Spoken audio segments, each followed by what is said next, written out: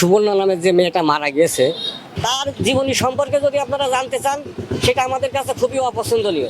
তার ব্যবহার আচার এবং তার চলাফেরার যে গতি সেটা আমাদের কাছে পছন্দনীয় না। সে মোবাইলে টিকটক করে এবং বিভিন্ন অসামাজিক কাজে সে লিপ্ত থাকে। এটা তার হয়তো ব্যবসা ছিল, সে সেটা করেছে, কিন্তু সে যখন আমাদের এই স্থানীয় গোরস্থানের কোনো অংশীদার না, সেক্ষেত্রে তাদেরকে আমরা কিভাবে এখানে তাকে জানাজা করতে বা এখানে আমরা গোরস্থানে মাটি দেওয়ার জন্য এটা আমরা আদেশ করতে পারি? এটা অসম্ভব, এটা সম্ভব না। ওরা বলছে মেয়ে ভালো নাই, মেয়ে নাকি খারাপ। এখন সিদ্ধান্ত এখন এই জায়গায় বাদ দিয়ে আমরা দেখি অন্য কোনো জায়গায়। লাশ তো উপরে রাখলে হবে না, হবে বলেন? কিন্তু মারা গেছে কালকে বিকালবেলা, প্রত্যেকটা ব্যবস্থা করতে হবে। এর আগে কিন্তু একটা নাচ ছেলেও মারা গেছে, বুঝেছেন? তখনও কিন্তু এখানে মাটি দিতে দিয়েছে ওরা। আমার কথা হচ্ছে তখন দিতে দিল, এখন দিতে দেবে না কেন? সে টিকটক করে, প্লাস তার ফুল ফ্যামিলি আপনার মাদক ব্যবসা করে। তাদেরকে যদি আমরা সমাজের লোক বলতে চাই, তারা শহরের মস্তান নিয়ে এসে আমাদের মারতে দেয়, বিভিন্ন রকম হুমকি ধমকি দেয়। সেজন্য আমাদের সমাজ, আমাদের এলাকায় আমাদের মাটি দিতে দেবে।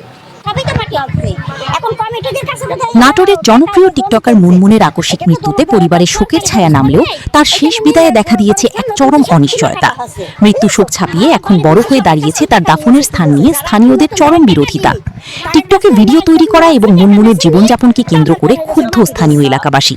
তাদের দাবি, মুনমুনের চালচলন এবং পেশা সামাজিক ও ধর্মীয় রীতিনীতির পরিপন্থী ছিল, যা নিয়ে এলাকায় দীর্ঘদিনের অসন্তোষ। এই অজুহাতেই স্থানীয় গোরস্থানে তাকে দাফন করতে বাধা দিচ্ছেন একদল মানুষ। এলাকাবাসীর আরও অভিযোগ, মুনমুন ওই এলাকার স্থায়ী বাসিন্দা নন এবং তার পরিবারের সদস্যদের বিরুদ্ধে রয়েছে মাদক ব্যবসার মতো নানা অসামাজিক কাজে লিপ্ত থাকার অভিযোগ। সামাজিক অবক্ষয়ের আশঙ্কায় তারা এই দাফন কোনোভাবেই মেনে নিতে পারছেন না। অন্যদিকে একদিকে সন্তান হারানোর পাহাড় সমবেদনা, আর অন্যদিকে মেয়ের শেষ ঠিকানার জন্য এক টুকরো মাটির খোঁজে দাঁড়ে দাঁড়ে ঘুরছেন অসহায় স্বজনরা।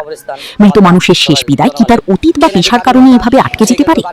এক টুকরো মাটির জন্য পরিবারের এই আর্তনাদ কি শেষ পর্যন্ত কারো মন গলাতে পারবে, নাকি সামাজিক বিতর্কের বলি হয়ে থমকে যাবে মুনমুনের শেষ যাত্রা?